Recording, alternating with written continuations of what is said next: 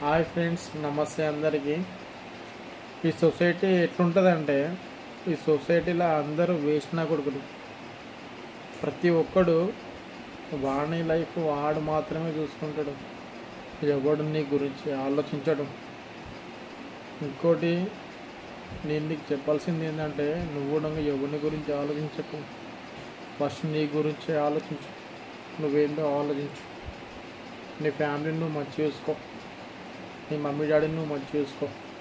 కొందరు ఎట్లుంటారంటే, మా mummy daddy ఎందుకు పోయి నన్ను తిడతారు ఊకే, నేను ఒక్కరోజు పనికి పోతే నువ్వు అవలే కానివిరా, నువ్వు ఫాల్తూ కానిరా, నువ్వు వేస్ట్రా అంటారు. అవన్నీ పట్టించుకోకు. నువ్వు ఇంట్లో పెద్ద కొడుకువిగా, చిన్న కొడుకువిగా.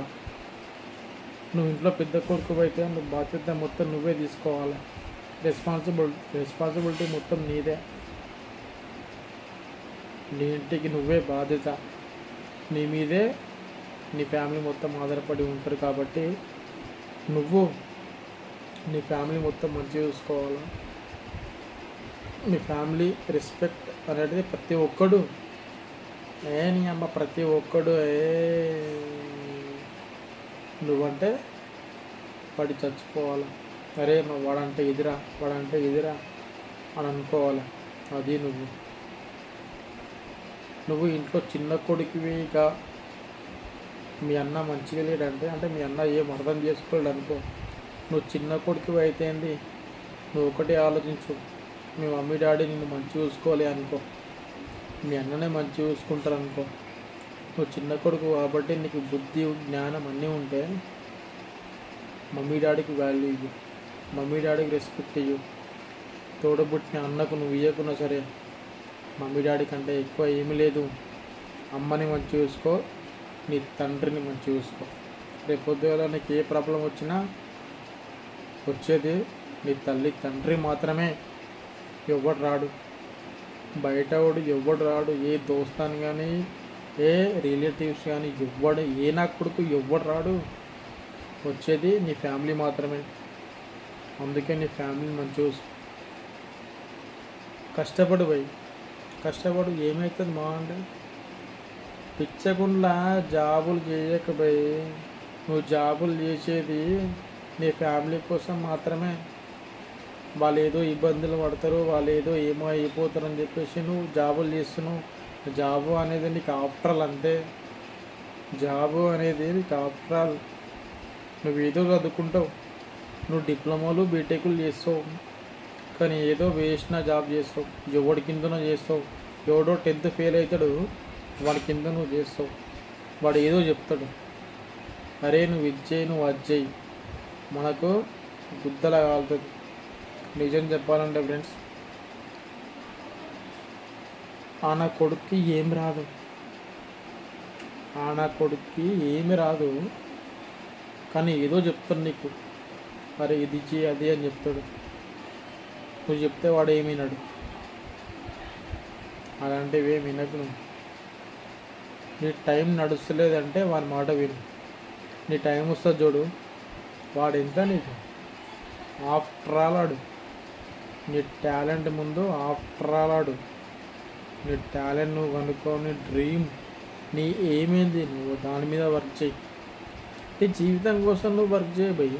జీతం కోసం వర్క్ చేయకు. నువ్వు జీతం కోసం వర్క్ చేసినావంటే, జీవితం కోసం వర్క్ చేసిన కింద నువ్వు వర్క్ చేయాల్సి వస్తుంది. అర్థం చేసుకో. అది ఇంకెన్నాళ్ళు చెప్పు, ఇంకెన్నాళ్ళు వర్క్ చేస్తావు, ఇంకెన్నాళ్ళు జాబులు చేస్తావు. పొద్దుగల 6 గంటలు వేస్తావు, మళ్ళీ పోతావు, రెడీ అవుతావు, డ్యూటీ చేస్తావు, మళ్ళీ వస్తావు, 8 గంటలకు వస్తావు. 8 గంటలకు వస్తావు, రెడీ అవుతావు, తింటావు, పంటావు, మళ్ళీ పొద్దుగల వేస్తావు, 7 గంటలకు పోతావు, వస్తావు, చేస్తావు. ఎందుకోసం చదివినావు చెప్పు? నువ్వు దేనికోసం అని చదివినావు? దేనికోసం చదివినావు? అరే చదువుకున్నాడు 10th ఫెయిల్ అయినాడు, ఏదో ఒక జాబ్ చేసి ఈ ఇయర్కి, అంటే ఆడు 10th క్లాస్కి మా అంటే మ్యాక్సిమం 18 ఇయర్స్ ఉంటాడు. 18 ఇయర్స్ తర్వాత వాడు ఫెయిల్ అయితే, ఎస్ఎస్సి ఫెయిల్ అయితే, వాడు జాబ్ చేసి ఆల్మోస్ట్ 10 ఇయర్స్ తర్వాత వాడు 25 వస్తుంది. 10 ఇయర్స్ తర్వాత వన్ ఏజ్ 25 అంటే వాడు 50,000 జీతం చేస్తాడు, లేకపోతే 60,000 జీతం చేస్తాడు. నువ్వు 10th మంచిగా పాస్ అవుతావు, మంచి గ్రేడ్లో పాస్ అవుతావు. దాని తర్వాత డిప్లో డిప్ డిప్లొమానో ఇంటర్ ఏదో ఒకటి చేస్తావు, దాంట్లో మంచిగా పాస్ అవుతావు. దాని తర్వాత బీటెక్ చేస్తావు, దాంట్లో మంచిగా పాస్ అవుతావు. నువ్వు 10,000కు 15,000 జాబ్ కోసం వెతుక్కోవాలన్నా నీ రెజ్యూమ్ పట్టుకొని నువ్వు రోడ్లు ఏంబడ తిరగాల, అంతే కదా. నువ్వు ఎస్ఎస్సి ఫెయిల్ కావచ్చు కదా, ఎస్ఎస్సి ఫెయిల్ అయితే నీ లైఫ్ మంచిగా ఉంటుంది కదా, అంతే కదా ఫ్రెండ్స్. ఈ జనరేషన్లో జరిగేది అదే. నువ్వు ఎస్ఎస్సి ఫెయిల్ అయినావు అనుకో, నువ్వు ఏదన్నా ఒకటి చేస్తావు కంపల్సరీ. నువ్వు డైలీ రెగ్యులర్గా లేచి జాబ్కి పోయి వస్తే నువ్వు పీకెట్దేం లేదాడా. నువ్వు జాబ్ చేయకుండా బయట తిరుగు, నువ్వు 10 పనులు చేస్తావు. నువ్వు జాబ్ చేసి వచ్చేంత నువ్వు పెద్ద మునగాడివేం కాదు. నువ్వు నీ టాలెంట్ మీద నువ్వేం వర్క్ చేస్తలేవు. ఎవడి దగ్గరనో ఎవడి కిందనో వర్క్ చేస్తున్నావు, అంతే కదా. ఆఫ్టర్ ఆల్ నువ్వు అంతే. నీ కోసం నువ్వు వర్క్ చేయబోయి నిన్ను నువ్వు నమ్ముకో. వీడికి ఇట్లనే మాట్లాడతాడు, వీడు మస్తు చెప్తాడు అని నువ్వు అనుకుంటావు. నేను అట్లే అనుకున్నా. నేను కూడా మస్తు మంది మాటలు వింటా. నేను కూడా మస్తు మోటివేషన్ వీడియోస్ చూస్తా. వాడు చెప్పంగానే అది చేయాలి ఇది చేయాలి అని ఏమో అనిపిస్తుంది. అవన్నీ బేకార్. వాడు చెప్పినాయి వీడు చెప్పినాయి అవన్నీ ఫీల్ అప్పటిదప్పుడే అనిపిస్తుంది. దాని తర్వాత నువ్వు దాని గురించి ఎక్కువ ఆలోచించవు. నువ్వు నీకు కాన్స్టెంట్గా ఉండాలి అంటే, ఆ ఫీల్ నీకు ఉండాలంటే నువ్వు ఆ పెయిన్ ఎక్స్పీరియన్స్ చేయాలి. నీకు ఈజీగా రాదు. నీకు ఫెయిల్యూర్ నీకు రావాలా, బాధలు నీకు రావాలా, నీ ఫ్రెండ్ నిన్ను మోసం చేయాలి, నీ రిలేటివ్స్ నిన్ను మోసం చేయాలి, నిన్ను అవమానించాలి, 10 ముందట్లా నిన్ను తిట్టాలి, నువ్వు ఫాల్తుగా నువ్వు అనాలి. అప్పుడు నీకు ఆ బాధ తెలుస్తుంది. అప్పుడు నీకు జీవితం అంటే ఏం తెలుస్తుంది. అప్పుడు నీకు 10 మంది ముందట నేను ఏందిరాబాయ్, నేను వీళ్ళకంటే తోపుగా బతుకుతా, నేను చూపిస్తా, నేను హార్డ్ వర్క్ చేస్తాను అనిపిస్తుంది. అది నీ టాలెంట్. అప్పుడు తెలుస్తుంది నీ టాలెంట్ నీకు ఏందనేది. అప్పుడు తెలుస్తుంది సమాజం ఎట్లుంటుంది నీ ముందుట అనేది. ఈ రోజులల్లో పైసా ఉంటే నీ దగ్గరకు వస్తారు, పైసా లేకపోతే ఎవరు రాడు. అర్థం చేసుకో. నీ దగ్గర పైసా ఉన్నా లేకున్నా, నువ్వు ఎట్లున్నా, నువ్వు మంచోనివా నువ్వు చెడ్డోనివా, నువ్వు 10 మందిని మర్డర్ చేసినవా, ఏది చేసినా కానీ నీతో పాటు వచ్చేది నీ ఫ్యామిలీ మాత్రమే. అన్నైనా తమ్ముడైనా అక్క అయినా చెల్లైనా తల్లి అయినా తండ్రి అయినా, నువ్వు పాగలగానివి అయినావు అనుకో, నీ వెంట వచ్చేది వీళ్ళు మాత్రమే. ఎవడు రాడు బయటోడు. ఒకటి అర్థం చేసుకోను. ఫస్ట్ ఆఫ్ ఆల్ ఈ భూమిపైన నువ్వు బ్రతుకుతున్నావంటే దేనికోసం బ్రతుకుతున్నావు అని చెప్పు. దేనికోసం జీవిస్తున్నావు? నీ జన్మకు విలువ ఉంటుంది. నీ జన్మకు వాల్యూ ఉంటుంది. నీకు జన్మనిచ్చిన వాళ్ళని మంచిగా చూసుకో. నీ జన్మ తర్వాత నేను స్కూల్లో వేసినాక నిన్ను ఒక దారిలో పెడతారు టీచర్స్. వాళ్ళకు రెస్పెక్ట్, వాళ్ళకు మర్యాద. ఈ రోజులలో టీచర్స్ అంటే చులకనగా చూస్తున్నారు. అసలు టీచర్లు వచ్చి స్కూళ్ళల్లో పాఠాలు చెప్తుంటే వాళ్ళకి అసలు ఏం అర్థమవుతలే. ఎందుకంటే ఈ జనరేషన్ అనేది చాలా అప్డేటింగ్ ఉంది. ఏమైనా అంటే ఫోన్లు చూస్తారు, యూట్యూబ్లు చూస్తారు, ఇన్స్టాగ్రామ్లు చూస్తారు, అడ్డమైన ప్రతి ఒక్క వీడియో చూస్తారు. ఒక్కటి చెప్తా నేను, నీ అమ్మాయి కానీ నీ అబ్బాయి కానీ, అమ్మాయి అనుకో 10 ఏళ్ళు ఉంటుంది అనుకో, 15 ఏళ్ళు ఉంటుంది అనుకో, యూట్యూబ్ ఓపెన్ చేస్తుంది, అడ్డమైన వీడియోలు అన్నీ వస్తాయి. అడ్డమైన వీడియోలు అన్నీ వస్తాయి. నీ అమ్మాయి చూసి నేర్చుకుంటుంది. నువ్వు చెప్పే మాట ఏమినది. అది నేర్చుకొని స్కూల్కి వెళ్తుండొచ్చు, కాలేజీకి వెళ్తుండొచ్చు, ఎవరినో ఒకరి నుంచి అట్రాక్ట్ అవుతుంది. వాడు ఏదో ఒక మాట, అడ్డమైన మాటలు చెప్పడం వల్ల ఏమో అట్రాక్ట్ అయ్యారే, నువ్వే నాకు సొంతం, మా అయ్యవ్వ కంటే నువ్వే ఎక్కువ నాకు అనుకుంటారు.